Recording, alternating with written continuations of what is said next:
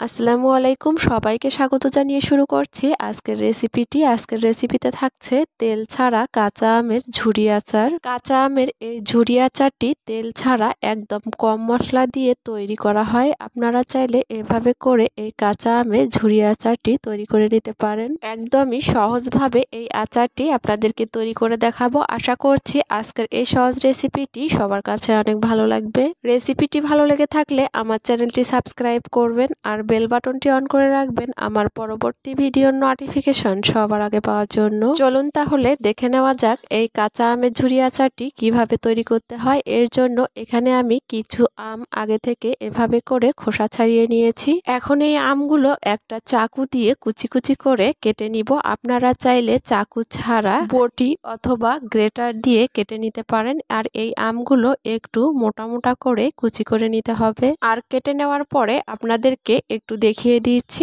আমগুলো আমি ঠিক কিভাবে কেটে নিয়েছি। আর এই আমগুলো খোসা ছাড়ানোর পরে ভালো করে ধুয়ে পরিষ্কার করে নিয়েছি, তাই কেটে নেওয়ার পরে এভাবেই আচারটা করে নেওয়া যাবে। সবগুলো আম কেটে নেওয়ার পরে এখন সরাসরি একটা প্যানে নিয়ে নিচ্ছি। আপনারা যেটুকু পরিমাণে আচার তৈরি করবেন সেটুকু পরিমাণে আম নিয়ে কেটে নিলেই হবে। আর এই আমগুলো আগে জাল করা যাবে না। সবগুলো আম প্যানের মধ্যে দিয়ে দেওয়ার পরে এর মধ্যে দিয়ে দিচ্ছি পরিমাণ মতো চিনি। আপনারা আপনাদের টেস্ট অনুযায়ী চিনির পরিমাণটা বাড়িয়ে কমিয়ে নিতে পারেন। চিনি দেওয়ার পরে এখন আমের সাথে ভালো করে একত্রে মিশিয়ে নিতে হবে। মিশিয়ে নেওয়ার পরে এই আমগুলো রেস্টে রেখে দিতে হবে 10 মিনিটের জন্য। 10 মিনিট পরেই দেখতে পারবেন যে চিনিটা গলে গিয়ে চিনি থেকে পানি বেরিয়ে এসেছে।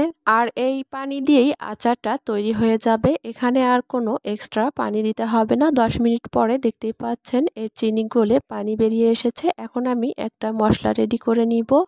এর জন্য এখানে নিয়েছি 2টা শুকনা মরিচ, আর হচ্ছে কিছু পাঁচফোড়ন, আর হচ্ছে ভাজা জিরার গুঁড়া হাফ চা চামচ। যেহেতু এখানে ভাজা জিরার গুঁড়াটা আছে তাই শুকনা মরিচ আর পাঁচফোড়নটা কিছুক্ষণ ভেজে নেওয়ার পরে ব্লেন্ডারে ব্লেন্ড করে নিয়েছি। আপনাদেরকে একটু দেখিয়ে দিচ্ছি। আপনারা চাইলে পাটাতে বেটে গুঁড়াটা করে নিতে পারেন। এখন আমগুলো জাল করে নিতে হবে। কিছুক্ষণ জাল করে নেওয়ার পরে এর মধ্যে দিয়ে দিচ্ছি আগে থেকে রেডি করে রাখা আচারের মশলাটা। এখন এর মধ্যে দিয়ে দিচ্ছি পরিমাণ মতো লবণ। আর এখানে যে রেগুলার লবণটা আমরা খাই সেই লবণটাই এখানে নিয়েছি। তারপরে দিয়ে দিচ্ছি হাফ চা চামচের থেকে একটু কম বিট লবণ। আর এই বিট লবণটা আমি বাসায় তৈরি করেছি।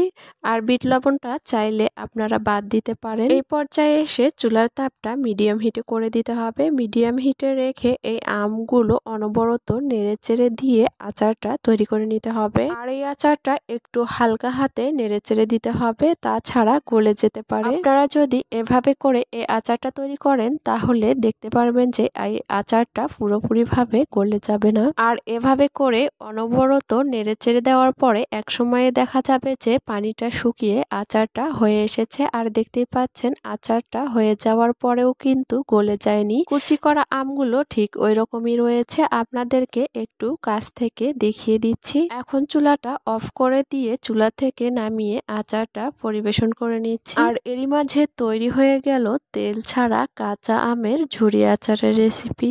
আপনারা যদি এভাবে করে কাঁচা আমের এই ঝুরি আচারটি বাসায় তৈরি করেন, ছোট বড় সবাই মজা করে খাবে। আশা করছি আজকের এই সহজ রেসিপিটি সবার কাছে অনেক ভালো লেগেছে। আজ এ পর্যন্তই। এতক্ষণ আমার সঙ্গে থাকার জন্য সবাইকে অনেক ধন্যবাদ। সবাই ভালো থাকবেন, সুস্থ থাকবেন। আল্লাহ হাফেজ।